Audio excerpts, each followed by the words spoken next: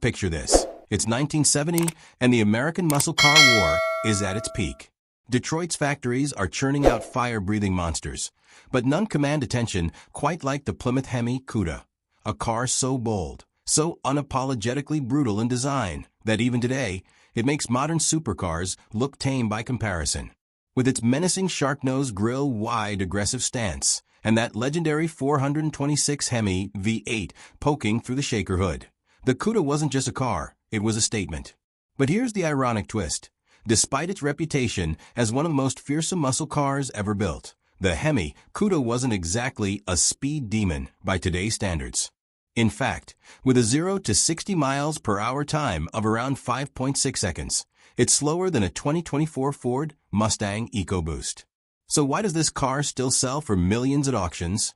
Because the Cuda wasn't just about raw speed, it was about theater, presence, and the sheer audacity of American engineering. Let's break it down. Under that long, sculpted hood sat the 426 Hemi, a 7.0-liter V8 that produced 425 horsepower, a staggering number for 1970. But here's the catch. Gross horsepower ratings back then were measured without accessories like alternators or air filters, meaning real-world output was lower. Plus, the Cuda weighed a hefty 3,900 pounds, which combined with primitive bias-ply tires, meant it couldn't put all that power down efficiently.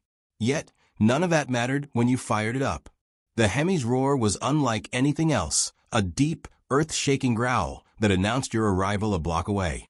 And then there was the styling, bold stripes, a pistol grip shifter, and that iconic billboard rear graphics that screamed, "I don't care about fuel economy." But the real magic of the Cuda wasn't just in its specs, it was in its cultural impact. This was the car that dominated drag strips, starred movies, and became the ultimate poster car for a generation. Even today, spotting a real Hemi Cuda is like seeing a rock star on wheels. It doesn't need to outrun a modern performance car to steal the spotlight. Because while today's machines are built for precision and efficiency, the Cuda was built for adrenaline, rebellion, and pure, unfiltered cool. And that's why, half a century later, it's still the king of slow-moving legends. Picture this. It's 1970, and the American muscle car war is at its peak. Detroit's factories are churning out fire-breathing monsters, but none command attention quite like the Plymouth Hemi Cuda, a car so bold, so unapologetically brutal in design, that even today, it makes modern supercars look tame by comparison. With its menacing shark-nose grille, wide, aggressive stance, and that legendary 426 Hemi V8 poking through the shaker hood, the Cuda wasn't just a car, it was a statement. But here's the ironic twist. Despite its reputation as one of the most fearsome muscle cars ever built, the Hemi Cuda wasn't exactly a speed demon by today's standards. In fact, with a 0 to 60 miles per hour time of around 5.6 seconds, it's slower than a 2024 Ford Mustang EcoBoost. So why does this car still sell for millions at auctions? Because the Cuda wasn't just about raw speed, it was about theater, presence, and the sheer audacity of American engineering. Let's break it down. Under that long, sculpted hood sat the 426 Hemi, a 7.0-liter V8 that produced 425 horsepower, a staggering number for 1970. But here's the catch.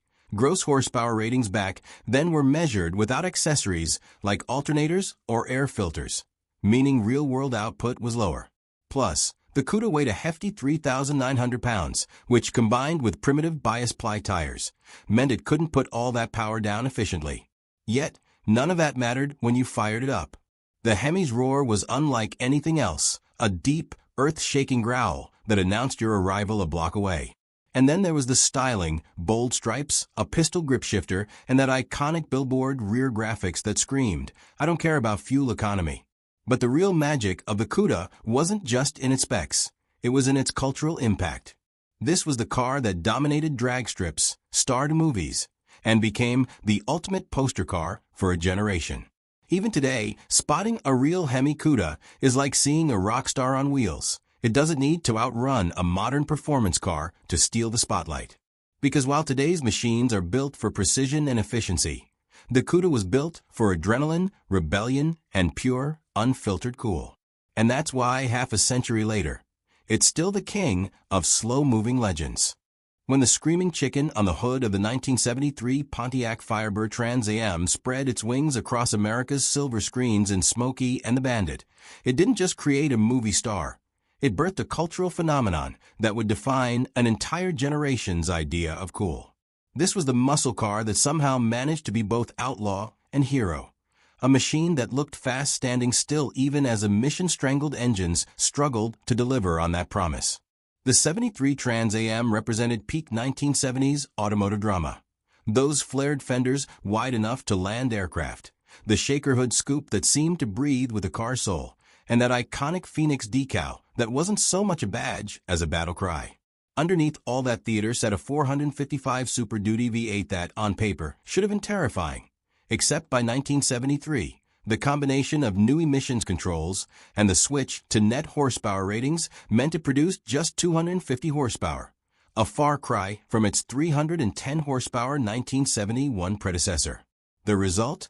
A 0 to 60 miles per hour time hovering around 7 seconds, barely quicker than a modern family SUV. But here's the beautiful paradox. Nobody who slid behind the wheel of a 73 Trans Am cared about stopwatch numbers, because from the moment you turned the key, this car wasn't about measured performance. It was about unmeasured attitude. The genius of the 73 Trans Am lay in how completely it committed to its persona. Pontiac's designers understood something fundamental about the changing 1970s muscle car market. If you couldn't give buyers earth-scorching power anymore, you'd give them earth-scorching style instead.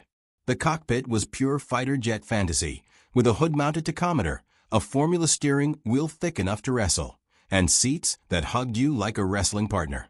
That famous shaker hood wasn't just for show. It actually trembled with the engine's vibrations at idle, a constant physical reminder of the power, however diminished, lurking beneath. The exhaust note had been carefully tuned to produce a specific snarl between 2,000 and 3,000 RPM, right where most drivers cruise through town, ensuring maximum oral impact at minimum speed. Even the rear spoiler, which looked radical enough to belong on a Daytona race car, was functional at highway speeds, pressing the rear wheels down with genuine downforce. This was a car that understood its audience perfectly. Young Americans who still wanted to feel rebellious even as the golden age of muscle faded, who needed their cars to be loud, brash statements in an increasingly quiet, conformist world. What makes the 73 Trans Am so eternally compelling isn't just its Hollywood connections or even its stunning looks. It's how perfectly it represents that moment when Detroit automakers had to get creative. With raw power slipping away, they doubled down on theater, on emotion, on pure driving experience. Sliding behind the wheel of one today, you're immediately struck by how mechanical everything feels. The heavy clutch pedal, the notchy hearse shifter, the way the entire car shudders to life like a waking beast. The steering is unassisted, meaning every turn is a bicep workout, and those wide tires follow every groove in the pavement. It's not fast by modern standards, but it's alive in a way few contemporary cars can match. That's why Trans Ams from this era have become so coveted. They represent the last gasp of pure, unadulterated American automotive personality before computers and regulations smoothed all the rough edges off performance cars. When you see one today parked proudly at a car show or rumbling down a back road, it's not nostalgia you feel. It's recognition that some machines transcend their specifications to become something greater. That true cool can't be measured in horsepower or 0 to 60 times, but in the stories they inspire and the hearts they capture. The 73 Trans Am didn't just survive the death of true muscle cars. It outran them in our collective memory, becoming immortal not because of what it was, but because of how it made us feel. The 1974 Dodge Charger SE represented a radical reinvention of American muscle, one that traded raw aggression for velvet-lined sophistication, proving that even in the darkest days of the oil crisis, Detroit could still produce cars that made pulses race. This wasn't the stripped-down, lightweight dragstrip terror of 1968. This was a personal luxury coupe draped in opera windows and Corinthian leather, a grand tourer for the disco era that just happened to pack a 360 cubic inch V8 under its dramatically sloping hood. The transformation was shocking to purists. Gone were the Charger's trademark Coke bottle curves, replaced by a sleek, almost European fastback profile punctuated by a massive egg crate grille and hidden headlights that gave it an air of mysterious elegance. But here's what made the 74 Charger special. Well, its 245 horsepower engine, a far cry from the 425 horsepower monsters of just 4 years prior, meant it took a leisurely 8.5 seconds to reach 60 miles per hour. Dodge's engineers had worked minor miracles to make it feel faster than it was. The suspension was tuned for buttery smoothness rather than neck-snapping launches. The steering was light and precise. And the interior, oh, that interior, was a plush wonderland of rich vinyl, real wood grain, and thick pile carpeting, so deep you could lose your keys in it. This was a muscle car that had grown up, traded its denim jacket for a three-piece suit, and discovered the joys of air conditioning and AM/FM stereo with 8-track player. What the 74 Charger lacked in straight-line fury, it made up for in sheer presence. That long, sloping roofline gave it a silhouette unlike anything else on American roads, while the optional rally package added bold body side stripes and road-hugging suspension that at least hinted at performance credentials. The real magic happened at night, when those hidden headlights would dramatically flip up with an electric whir, transforming the car's face from sleek anonymity to aggressive readiness. Inside, the cockpit-style dashboard wrapped around the driver with aircraft-inspired gauges, while the console-mounted shifter for the optional torque flight automatic fell perfectly to hand. This was a car designed for cross-country cruising in style, the kind of machine you'd take from Los Angeles to Las Vegas with the windows down and the 8-track blaring Elvis, arriving without a hair out of place. The 360 V8 might have been strangled by emissions controls, but it still delivered torque in smooth, effortless waves, perfect for effortless highway passing or showing off at the drive-in. The 74 Charger SE's true legacy lies in how perfectly it adapted to its times. While earlier muscle cars were brash teenagers, this was a sophisticated adult, one that understood the realities of 1974 gas lines, speed limits, insurance premiums, but refused to surrender its soul. Today, these cars are often overlooked in favor of their more powerful ancestors. But that's missing the point. The 74 Charger wasn't about quarter-mile times. It was about making an entrance, about proving that American automakers could still create cars dripping with personality, even in the face of crisis. When you see one now, maybe at a classic car show parked between more obviously muscular machines, take a closer look. Notice how the sunlight plays across that fastback roofline, how the upper windows give the interior a cathedral-like quality, how the whole car seems to whisper rather than shout its intentions. This was Detroit's answer to the question, what comes after muscle? A car that traded fire-breathing rage for cool, calculated swagger, and in doing so, became something perhaps even more special. A time capsule of an era when survival meant reinvention, and style could sometimes triumph over speed.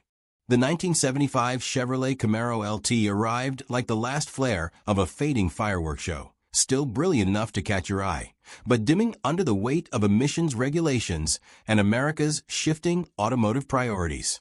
This wasn't the snarling Z/28 of 1969 that could peel pavement with its rear tires. This was a more sophisticated, slightly subdued version that wrapped its muscle car DNA in a velour-trimmed package perfect for cruising past discotheques rather than drag strips. The second-generation Camaro's sleek, European-inspired body lines, so radically different from the first-gen's squared-off aggression, now featured a pronounced pointed nose, wraparound rear glass, and an overall profile that looked fast standing still. But beneath that gorgeous sheet metal lay a harsh reality. The top engine option was now a 155 horsepower, 350 cubic inch V8 that needed nearly 9 seconds to reach 60 miles per hour, making it slower than many modern economy cars. Yet here's the fascinating paradox. The 75 Camaro LT might have been down on power, but it was swimming in style, offering an intoxicating blend of luxury and latent performance that made it the perfect car for its tumultuous era. The interior was a revelation compared to earlier muscle cars, with plush high-back bucket seats, a sweeping dashboard that put all controls within easy reach, and available options like power windows and a rear defogger that catered to comfort-conscious buyers. The suspension had been refined for better road manners. The steering was precise if not particularly communicative, and the overall driving experience felt more mature than the raw-boned Camaros of just a few years prior. What made the 75 Camaro LT special wasn't what it had lost, but what it had gained in sophistication. The optional Rally Sport package added a distinctive split front bumper and hideaway headlights that gave the car an almost exotic appearance, while the Type LT trim, luxury touring, brought upgraded upholstery, sound insulation, and wood grain accents that elevated it beyond typical pony car fare. Driving one today reveals how carefully Chevrolet balanced performance and comfort.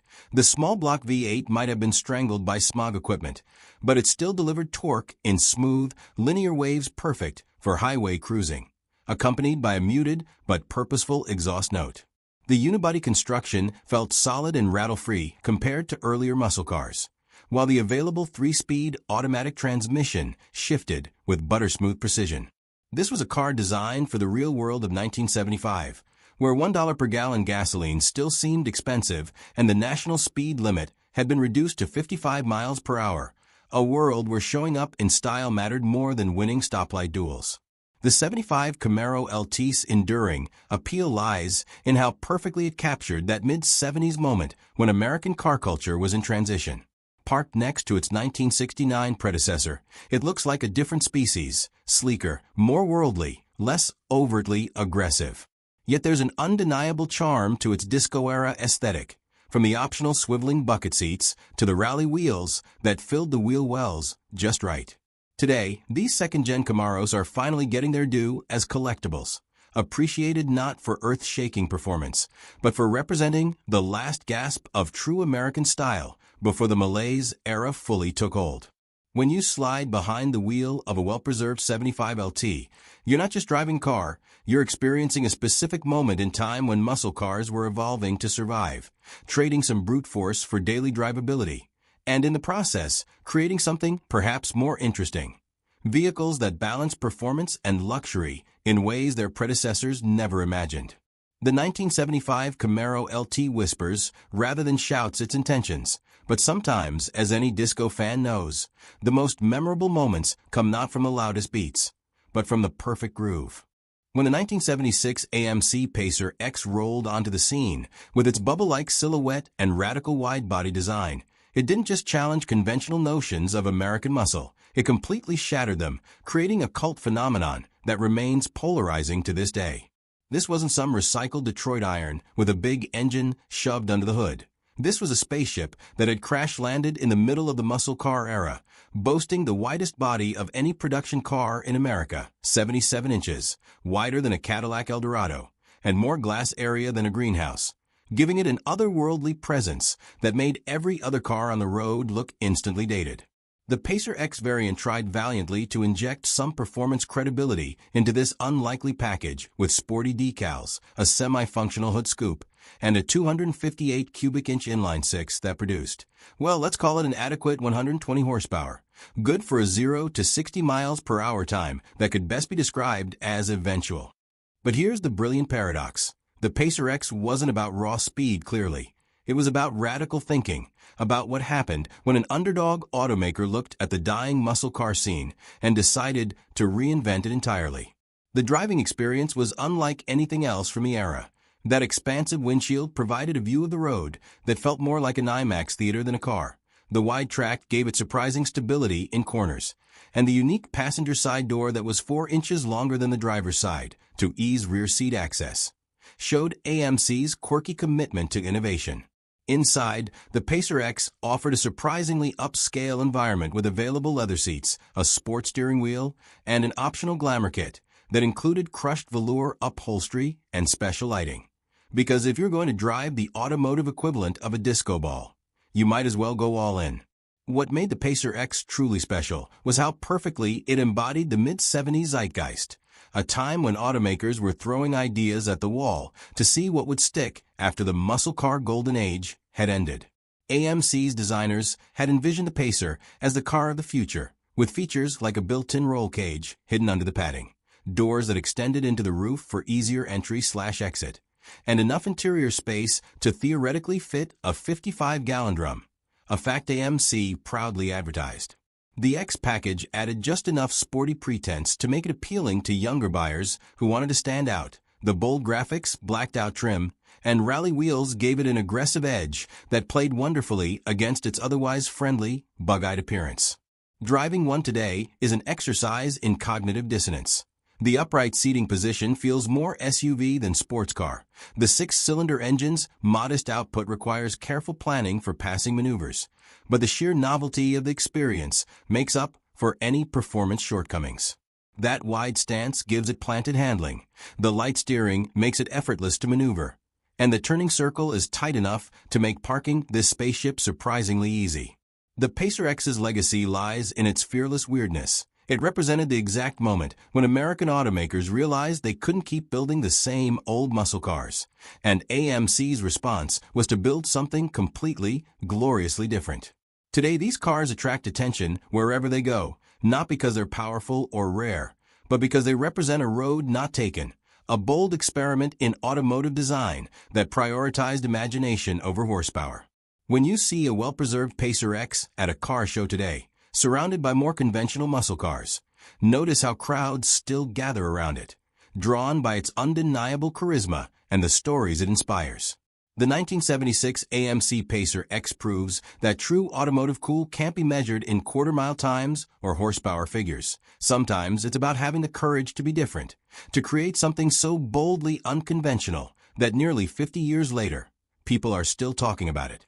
In an era when most muscle cars were fading away quietly, the Pacer went out with a bang, or more accurately, with a funky, wide-bodied, glass-covered, velour-lined, utterly unforgettable pop culture explosion. The 1977 Chevrolet Corvette Stingray stood as a defiant middle finger to the malaise era, a shining beacon of American performance in a sea of emissions-choked mediocrity. While other muscle cars had either disappeared or transformed into bloated shadows of their former selves, the C3 Corvette clung stubbornly to its performance roots. Even if its 210 horsepower L82 350 V8 represented just a fraction of the power that had roared from Corvette engines a decade earlier. This was the year the Stingray got its groove back, the fiberglass body shed some weight, the chassis gained much-needed rigidity, and the iconic fastback design, with its dramatic curves and flying buttress rear pillars, looked more exotic than anything from Italy. Sure, the 0 to 60 miles per hour time of 6.8 seconds wouldn't scare any European supercars. But when you dropped the removable T-top roof panels and fired up that small block V8, none of that mattered. The experience was pure American theater. The way the hood seemed to stretch forever before you, how the 4-speed manual shifter snicked precisely through the gates, the symphony of mechanical sounds from the rear-mounted differential that reminded you this was a machine, not an appliance. Chevrolet knew exactly what Corvette buyers wanted in 1977. Not the fastest car in the world, but the most exciting one they could still buy with American dollars. The interior mixed space age with luxury, featuring a wraparound cockpit design with aircraft-style switches, optional leather seats that hugged you through corners, and that quintessential Corvette feature, a tachometer redlined at a heady 5,500 RPM, placed front and center where God intended. What made the 77 Stingray special wasn't just what it was, but what it represented. Proof that Detroit could still produce thrilling cars despite the regulatory apocalypse. The L82 engine might have been down on power compared to its ancestors, but it delivered its 210 horsepower with a velvety smoothness and tractability that made it a joy to rev. The revised suspension geometry gave the car sharper turn-in than previous C3 models, while the quicker steering ratio, now just 2.5 turns lock-to-lock, made the big Vette feel surprisingly nimble.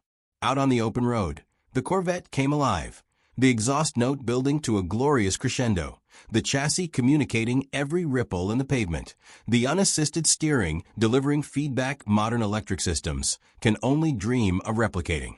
This was a car designed for the newly imposed 55 miles per hour speed limit to feel like 100, where the sensory experience mattered more than the numbers on paper.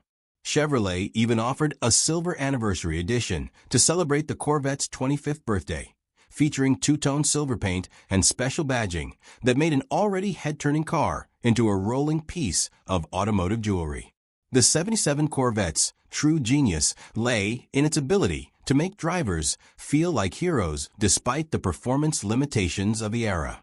Sliding behind the wheel today, You're immediately struck by how analog everything feels. The heavy clutch pedal, the mechanical click of the HVAC controls, the way the entire car seems to vibrate with potential energy at idle. Modern sports cars may be faster, but they'll never replicate the visceral thrill of piloting a C3 Stingray down a twisting back road. That big V8 bellowing behind you as you work the unassisted steering through each curve. The sight lines over those dramatic fenders, the smell of a leather-wrapped shifter, the way the rear end would just begin to step out when you got greedy with the throttle. These were the moments that made Corvette ownership special in 1977. When you see one now, parked proudly at a Cars and Coffee event, notice how people still crowd around it, drawn by those dramatic lines and the promise of old-school American performance. The 1977 Corvette Stingray wasn't just fighting to survive the malaise era. It was proving that even in dark times, the flame of American automotive passion could still burn bright. The 1978 Pontiac Firebird Trans Am didn't just arrive on the scene. It exploded into America's consciousness like a guitar solo at a sold-out stadium, dripping with enough attitude to make up for what it lacked in pure horsepower.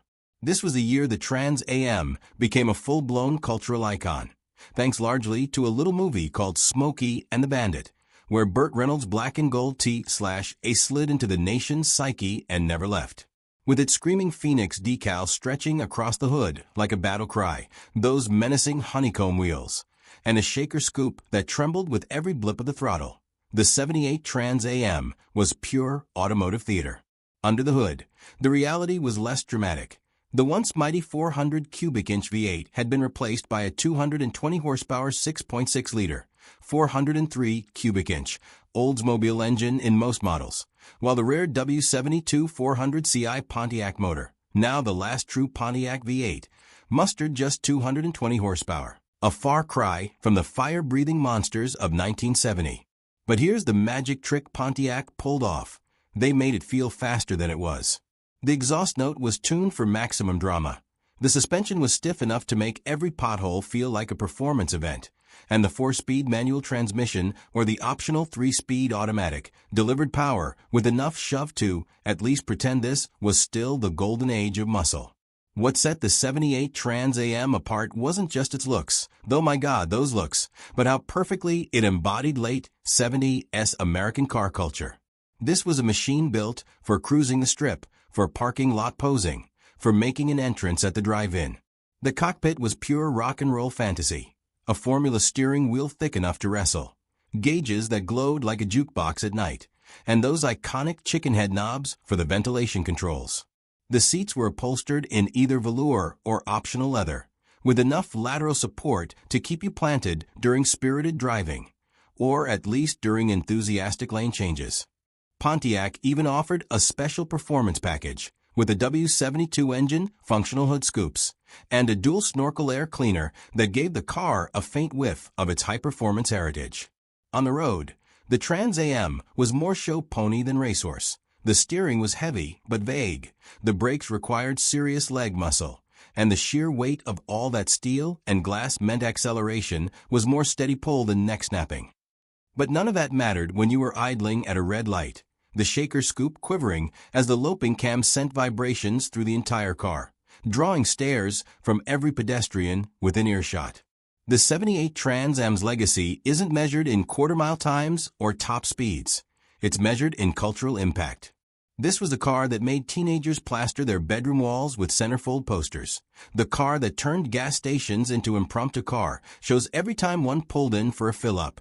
Today, well-preserved 78 T/as are among the most sought-after cars of the era, not because they're particularly fast, but because they're alive in a way modern cars simply can't replicate. Slide behind the wheel of one now, and you're immediately transported back to 1978, the smell of the vinyl, the mechanical clunk of the T-tops being removed, the way the entire dashboard seems to vibrate in harmony with the engine at idle. Driving one is an exercise in sensory overload. The unassisted steering communicates every bump in the road. The exhaust note changes from a grumble to a bellow as the secondaries kick in, and the rearview mirror fills with nothing but that soaring rear spoiler. It's not just transportation. It's a time machine to an era when cars had personalities as big as their hood decals, when performance was more about feeling than figures, and when driving a Trans Am didn't just mean you owned a car, it meant you owned a road. The 1978 Pontiac Firebird Trans Am wasn't the last muscle car standing at the end of the 70s. It was the last one strutting, all the way into automotive immortality. The 1979 Ford Mustang 5.0 wasn't just a car. It was Detroit's first real declaration that the muscle car wasn't dead, just hibernating, waiting for the right moment to shake off the shackles of emissions regulations and gasoline crises. This was the year the Mustang grew up, shed its Pinto-based origins, and evolved into the Fox body platform that would become legendary, though nobody knew it yet. With its sharp angular lines that looked like they'd been drawn with a ruler, because they practically were, the '79 Mustang presented a radically modern take on the pony car formula. The top-tier 5.0-liter V8 pumped out a modest 140 horsepower in its first iteration, pathetic by 1969 standards, but downright heroic in 1979, delivering a 0 to 60 miles per hour time of about 9 seconds that felt faster thanks to the lightweight chassis and the V8's throaty exhaust note. What made this Mustang special wasn't raw power, though the 5.0 badge on the fender hinted at greater things to come, but how it handled. The new rack and pinion steering was precise. The suspension was tuned for actual cornering rather than straight-line stability, and the whole package weighed hundreds of pounds, less than the bloated Mustang it replaced. This was a car that reminded drivers that fun didn't have to come with six-figure horsepower numbers. It could be found in the way the tail would wag under braking, how the engine would bellow when you wound it out to its 5,500 RPM redline, or how perfectly the optional T-tops stored in the trunk for instant open-air motoring. Ford's designers understood something crucial in 1979. The muscle car needed reinvention, not just nostalgia. The cockpit featured a driver-focused layout with clear analog gauges, including an optional tachometer that actually worked, a center console that put the shifter within perfect reach, and seats that offered real support during spirited driving.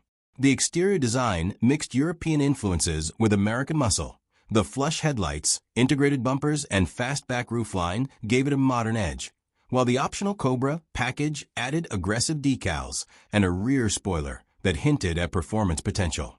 Driving one today reveals how right Ford got the basics. The clutch pedal has just the right weight, the shifter moves through its gates with mechanical precision, and the lightweight body, just 2,800 pounds, makes every horsepower count double. That 5.0-liter V8 might have been strangled by smog equipment, but it still delivered torque in a smooth, linear wave that made city driving effortless and highway merging drama-free. This was a car built for the real world of 1979, where speed limits were low, gas prices were high, but the urge to drive something exciting hadn't disappeared. The '79 Mustang 5.0's true significance lies in what it represented. The first step back toward real performance after a decade of retreat. When you see one now, parked between more powerful modern Mustangs at a car show, notice how people still gravitate toward it. They're drawn not just by nostalgia, but by the purity of its design. No computers, no traction control, just a simple, lightweight rear-wheel drive platform with a V8 up front. The Fox body Mustang would go on to become a performance icon throughout the 1980s, but it all started here, in 1979, with this unassuming yet revolutionary redesign. Slide behind the wheel today, and you'll discover something remarkable. This car feels alive in a way modern performance cars often don't. The steering talks to you. The chassis communicates every bump and ripple in the pavement, and that small block V8 sings a mechanical symphony no turbocharged four-cylinder can replicate. The 1979 Mustang 5.0 wasn't the fastest muscle car America ever built, but it might be one of the most important. The bridge between the malaise era and the performance renaissance that was just around the corner. It proved that even in Detroit's darkest days, the spirit of American muscle couldn't be extinguished, just waiting for the right moment to roar back to life.